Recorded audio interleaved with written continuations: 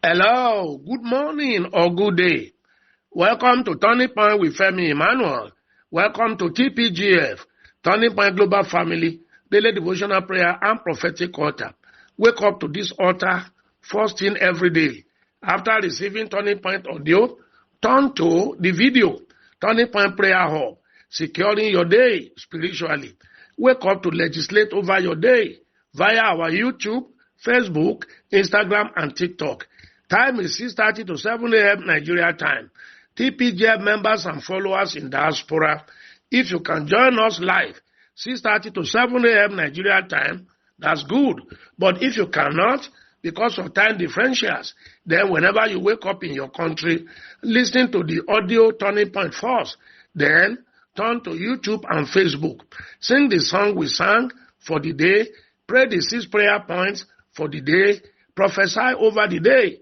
Back up with sacrifice, like Cornelius did in the Bible. If you can engage these two, audio and video, consistently, your day will be beautiful daily. Welcome also to Monday, January 12, 2026. Now, open your hand and let me pray. The power of God rests on you. Oh, the power of hold up your 2026 goals and aspiration. Then wear a new cloth, or just throw a new cloth or even a towel around yourself. Get a new item around you there. If you have a key, hold it. Then the anointed currency. These are prophetic. I pray you will have it successfully this year. Your 2026 goals shall be gloriously fulfilled. The new cloth on you is depicting of beauty and divine attraction. The key in your hands will connect you to what takes key to open and to drive. The anointed currency will make sure financially you are resourceful.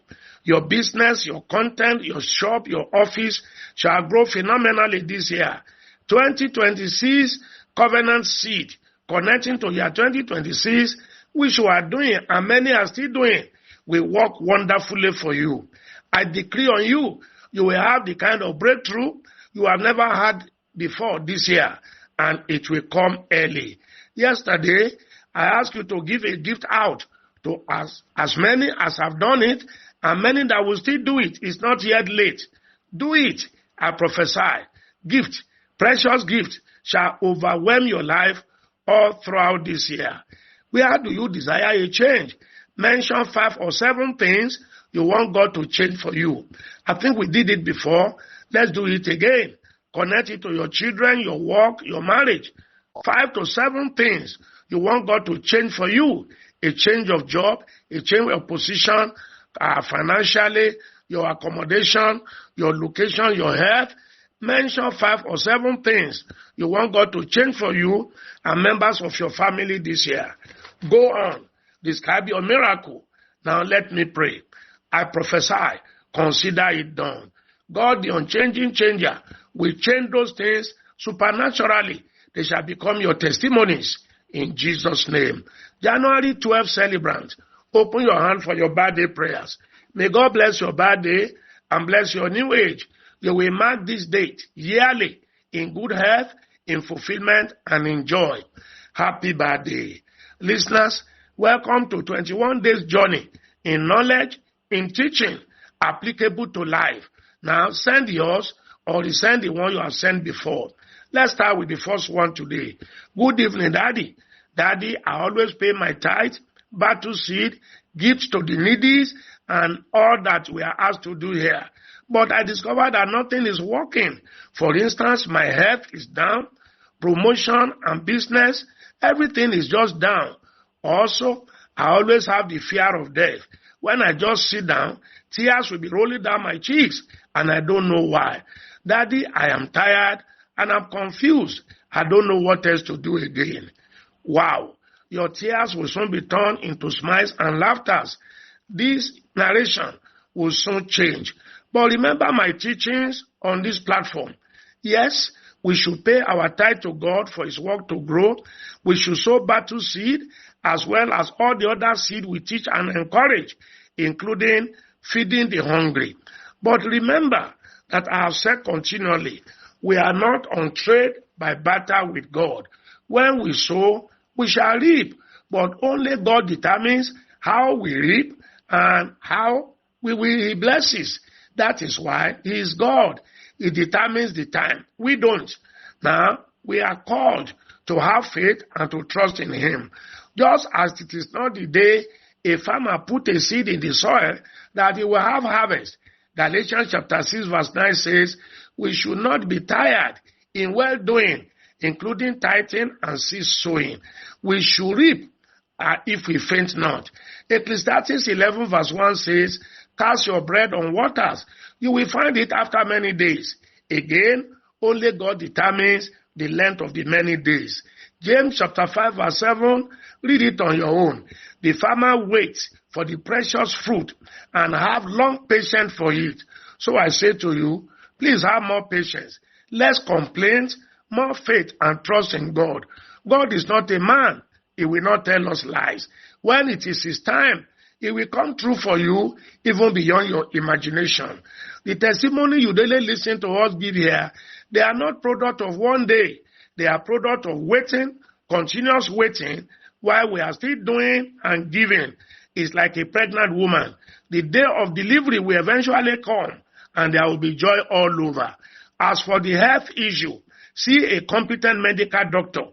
There must be an underlying factor responsible for the ill health. See a competent doctor, follow their advice, and combine that with all the faith action we take on health. As for fear, do warfare prayer on removing fear. You will be set free. We are praying for you. Your testimonies will soon come. Next, good morning, Daddy. I'm a private school teacher, and I have been having issues with a fellow teacher in the school or the class arm. He's wishing that my class should be his own class. She is saying bad things about me to the parent, which make the parents wanting to take their children to her class. I have prayed and fasted, pay battle seat on this issue. Nothing is changing. What else should I do, Daddy? I am getting fed up. Wow.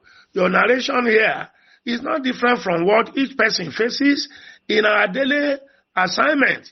If a fellow teacher in a school is frustrating you, lying against you to the parent, after praying and fasting, build up your case carefully and take it officially with the school owner, the proprietors or proprietors.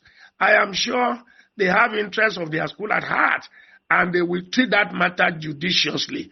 So take the step, report the matter, make sure you have your facts. It shall be officially dealt with. Next, good morning, Daddy. I got married to a cheater after dating for some years. Right now, I am tired of his lies. We have been living apart for over 3 years now. Yet he refused to collect his dowry from me so I can move on, as he has also moved on. What can I do to return his dowry? I have kept myself all this while, but I don't want to fall sick due to lack of sex. Wow. Let me start from where you stop. I don't think lack of sex will make anybody sick. Where you are married, there could be emotional dissatisfaction in that area. But that it will make you sick, I don't know about that. Then come to the real matter. If you courted or dated for many years, you ought to have seen on this man that he cheats, except that you too were ignorantly giving him yourself at that time. I have said repeatedly, a man that will be promiscuous in marriage, the signals will have been there before the marriage. Marriage did not make him suddenly promiscuous. You either saw it and felt it would change later, or like I said, you are also giving yourself to him. Now, then, he has moved on for 3 years, over 3 years. You too should move on. You did not say whether you have children for each other. That would have brought a different narration to it. All these returning bride price or not returning bride price, they are matters of tradition. And I think it is unfair for a man who had married a woman, lived with her for years, used her, cooked for you, perhaps have children for you. Now you disown her and you are asking for the bride price to be returned. I think it is unfair.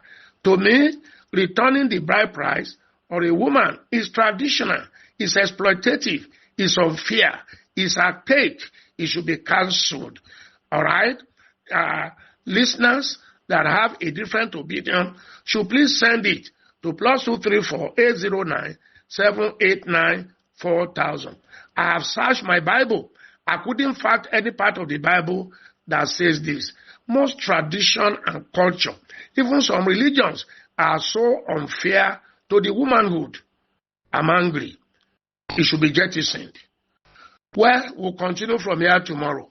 Send your questions to us and let us treat it if you have any. We have 3 weeks to go. Rebroadcast this to all of your contacts. Do so daily. Like I said yesterday, our 12 days of fasting will end tomorrow. But remember that one day in a week, we wait on the Lord on this platform. Tuesdays, you can take it in the evening or the afternoon as far as you can. Sowing 2026 seed to cut a covenant in year 2026 still continues. There is no date limit. Do as God gives you the grace to do. But there is no compulsion around it, no coercion. It's not a law. It's also not a doctrine. Pay your tithe and sow your seed, your battle seed and thanksgiving seed as well. Every seed sown into God to this platform is put directly into the Kingdom Enlargement Program.